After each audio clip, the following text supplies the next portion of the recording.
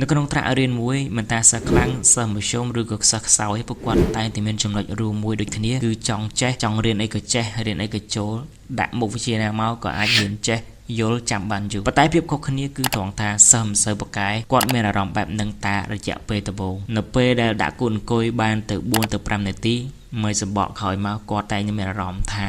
ធុញរៀនលេងចូលអស់កម្លាំងនេះមិនមែនដោយសារតែគាត់ខ្ជិលឬក៏សុខភាពគាត់មិនសូវល្អទេគឺដោយសារតែទម្លាប់ខួរក្បាលរបស់ពួកគាត់នៅពេលដែលបញ្ហាបែបហ្នឹងកើតមកយើងត្រូវសិក្សាស្វែងយល់អំពីការធ្វើការរបស់ខួរក្បាលរបស់យើងការដំណើរការរបស់ខួរក្បាលរបស់យើងតើខួរក្បាលរបស់យើងវាធ្វើការបែបណាខ្ញុំឧទាហរណ៍ថាសកម្មភាព2គឺមួយការរៀនធ្វើលំហាត់អានសៀវភៅនិងមួយទៀតគឺជាការចុចទូរស័ព្ទឬក៏ scroll Facebook ក្នុងចំណោមសកម្មភាពពីរនេះខួរក្បាលរបស់យើងនឹងជ្រើសយកនៅសកម្មភាពទី2ក៏ដោយសារតែសកម្មភាពទី2អត់ត្រូវការប្រើកម្លាំងច្រើនអត់ត្រូវការគិតពិចារណាវែងឆ្ងាយហើយមានភាពសប្បាយរីករាយនៅពេលដែលយើងធ្វើវាអញ្ចឹងនៅពេលដែលយើងដឹងពីរបៀបធ្វើការរបស់ខួរក្បាលរបស់យើងហើយយើងគ្រាន់តែផ្លាស់ប្ដូរទម្លាប់ដោយចាប់ផ្ដើមផ្លាស់ប្ដូរមកវិញនៅទម្លាប់ល្អៗដោយចាប់ផ្ដើមដាក់គូអង្គុយពឹបយើងចាប់ផ្ដើមសិក្សាស្វែងយល់ថាតើខួរក្បាលរបស់យើងចាប់ផ្ដើមធុញចាប់ផ្ដើមហត់នៅពេលណានៅកំឡុងពេលដំបូងឬកំឡុងពេលណាមួយដែលយើងបានកំពុងរៀនហ្នឹងហើយមកគឺយើងត្រូវផ្លាស់ប្ដូរនៅសកម្មភាពធុញហ្នឹងដោយនៅពេលដែលយើងធុញយើងអាចចាប់ផ្ដើមផ្អាកការរៀន2ទៅ3នាទី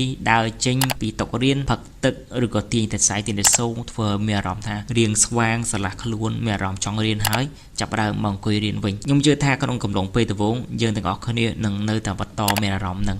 អាចថា10នាទីមានអារម្មណ៍ហ្នឹង15នាទីមានអារម្មណ៍ហ្នឹងនោះយើងចាប់ផ្ដើមធ្វើអញ្ចឹងរហូតហើយបន្ថែមពេលវេលាហ្នឹងរហូតដល់20ទៅ30នាទីអនុវត្តវាដដែលនោះខួរក្បាលរបស់យើងនឹងទទួលយកទម្លាប់ថ្មីមួយនេះហើយយើងនឹងក្លាយទៅជាសិស្សដែលប្រកែដោយសារតែយើងមានទម្លាប់ល្អទម្លាប់រៀនហើយយើងនឹងអាចរៀនប្រកែបាន